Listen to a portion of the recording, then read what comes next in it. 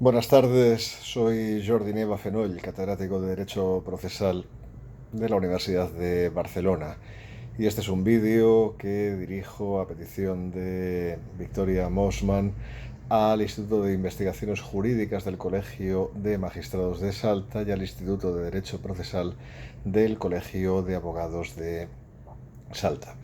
Bien, disculparán mi atuendo. Básicamente estoy en casa, como corresponde en estos momentos de confinamiento, y he preferido pues no disfrazarme de jurista, si ustedes lo quieren decir así, para que este vídeo pues les quede como recuerdo para la posteridad bueno, de cómo vivimos en estos días y cómo pues logramos pues sobrevivir a esta pandemia. Y obviamente pues en casa no íbamos vestidos con camisa, chaqueta y corbata, sino que íbamos vestidos pues con una ropa cómoda, lo cual pues no nos restaba en absoluto pues sapiencia ni conocimientos que eran los mismos, ¿no? Sino que nos restaba pues ese atrezzo que nos ponemos pues cuando salimos de casa, y que en buena medida pues situaciones como esta demuestran que es completamente absurdo.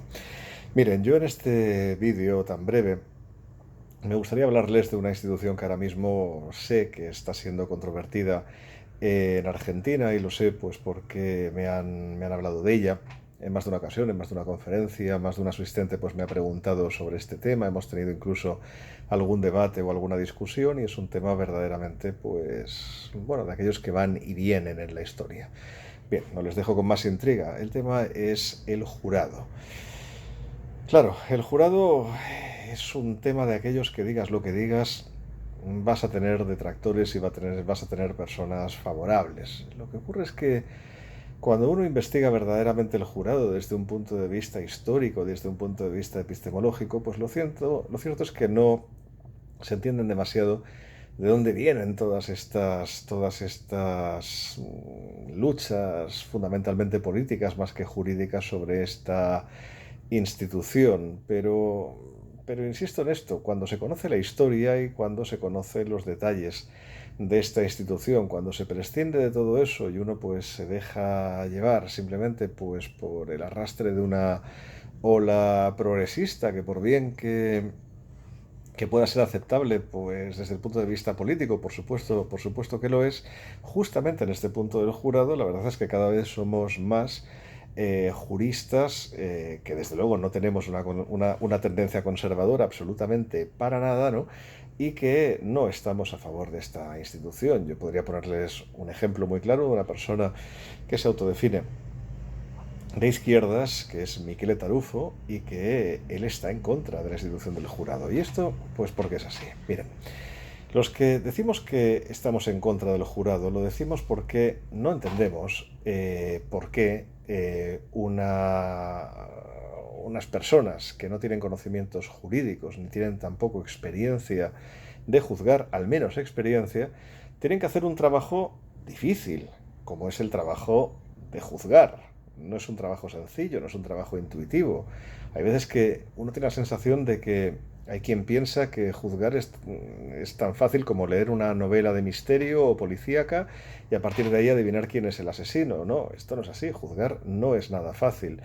Ni siquiera es fácil para los jueces, incluso de aquellos que de una forma completamente indolente pues lo quieren hacer fácil y no valoran bien la prueba, o simplemente pues no prestan atención a lo que dicen los testigos, sino que se dejan llevar más bien de la gestualidad, ¿no? Que al final no significa absolutamente nada, ¿no? Como tiene bien dicho la psicología del testimonio, y que incluso ignoran esta materia que acabo de citar, la psicología del testimonio. Es decir, claro que hay malos jueces, pero un juez, por su formación, su trayectoria y su experiencia, pues tiene muchas más oportunidades de acabar dictando un fallo acertado que no un jurado que solamente va a dictar un veredicto y además no nos va a decir ni siquiera por qué.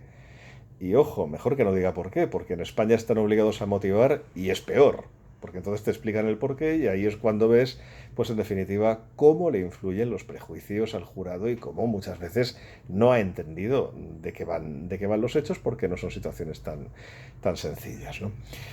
Pero todo esto pues aumenta cuando esta sensación negativa para el jurado de no saber por qué se le encarga a una persona amateur o ni siquiera amateur algo que tiene que hacer un profesional y que tenemos un profesional preparado para ello, pues claro, esta perplejidad aumenta cuando uno considera la historia del jurado.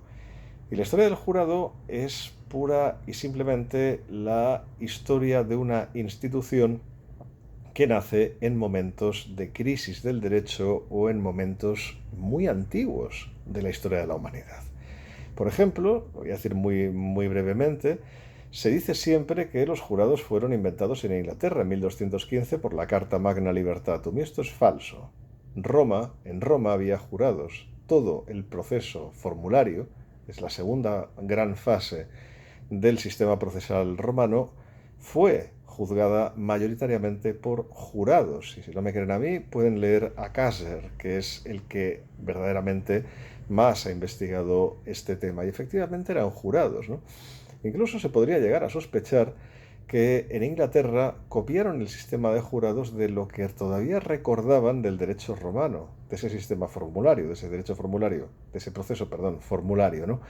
Ojo, habiendo olvidado totalmente que se trataba de un antecedente romano, naturalmente, ¿no? En la época estamos hablando, fíjense, los romanos se fueron de Bretaña en el 410, de Britania en el 410, y esto que estoy contándoles yo, pues es de 1215, es decir, es natural que lo hubieran olvidado, pero sí que consta que durante ese tiempo, esos años oscuros que llaman ellos, celebraron un tipo de juicio para resolver materias de propiedad, es decir, la materia esencialmente más romana, la propiedad privada, que efectivamente utilizaban un esquema pues muy parecido al del jurado, un esquema de proceso formulario, ¿no? Yo creo que es ese esquema el que copiaron en 1215, pero de todas maneras, cuando el jurado se hace más popular y se lo relaciona con una cuestión política, es a raíz de la Revolución Inglesa de 1689. ¿Ahí qué ocurre?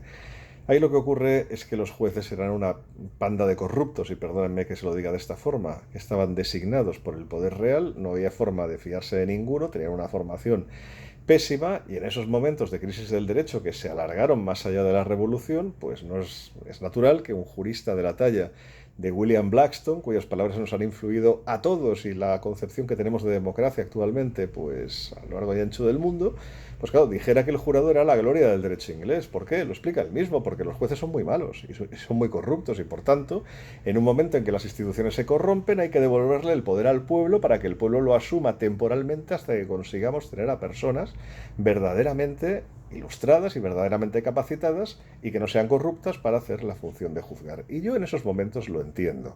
Fue exactamente lo mismo que pasó en la Revolución Americana. Claro, se querían librar del sistema de justicia inglés, pues de pronto encuentran la institución del jurado y a un jurista insigne como Blackstone, que dice que es la gloria del derecho inglés y que es la libertad y la participación del pueblo, y por supuesto compran el argumento, y como al final consiguieron ser el primer país del mundo, olvidando de dónde viene todo, pues efectivamente difunden la cultura del jurado a lo largo y ancho del mundo, a pesar de que ellos celebran poquísimos jurados, por cierto, porque cuando un jurista norteamericano o estadounidense, mejor dicho, puede evitar ir al jurado, lo hace. En un 97% de los casos penales, lo que hacen siempre es recurrir a un guilty plea, ¿no?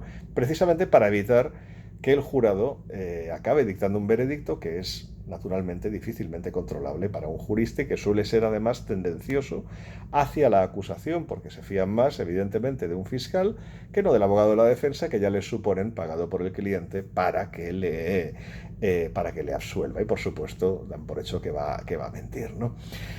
Bien, lo que pasa es que Estados Unidos es un país pues muy orgulloso de sus símbolos, y el jurado es uno de ellos porque consta en sus enmiendas constitucionales. Se puede renunciar al jurado, por cierto, ¿eh? O sea, desde los años 30 tienen una jurisprudencia que les permite renunciar al jurado. Es decir, el jurado es un derecho, no una imposición, es un derecho del reo, naturalmente, y eso tiene que ser entendido en todas partes. No se puede obligar a nadie a ser juzgado por un jurado si no quiere. Puede elegir un juez, ¿no? Pero bueno, pero la razón política ya la tienen ahí. Es decir, digamos que la propaganda de esta institución se ha hecho en momentos claves de la historia de dos países, de Inglaterra y de Estados Unidos. Momentos pues claramente libertarios y lógicamente libertarios, como son una declaración de independencia o son una revolución. Y tenían toda su lógica en el momento. Y yo en aquel momento, en aquellos momentos, si hubiera sido inglés o estadounidense, hubiera estado completamente a favor del jurado por las razones que les he dicho. Ahora bien, en el momento actual, en un país en el cual tenemos un sistema de justicia debidamente formado y tenemos unos jueces que conseguimos que no sean corruptos y que además están debidamente capacitados y no han entrado por ningún enchufe, si ustedes me entienden lo que quiero decir, es decir, por ninguna influencia, pues naturalmente prefiero un juez a un jurado. Naturalmente que sí, el jurado solamente es un parche para ir tirando, ¿no? O sea, para ir yendo hacia adelante mientras no conseguimos un buen sistema de justicia. Ahora bien, evidentemente, ya como final, cada país, cuando se plantea esto, tiene que hacer su examen de conciencia. ¿Tengo una justicia verdaderamente de la que me pueda sentir orgulloso, con jueces verdaderamente bien formados y que no se corrompan, o no tengo eso? Claro, si la respuesta es la segunda, ya saben qué es lo que se podría deducir de ahí. Lo mismo que dedujo Blackstone y es lo mismo que deduciría yo también. Ahora bien, insisto en el tema del derecho al jurado. No es un deber. El reo, el acusado, siempre tiene que poder renunciar al jurado. Es un derecho, no es un deber. Por favor, no se equivoquen en esto, como lamentablemente nos hemos equivocado en España. En fin, un gusto estar con ustedes y un placer saludarles. Hasta pronto.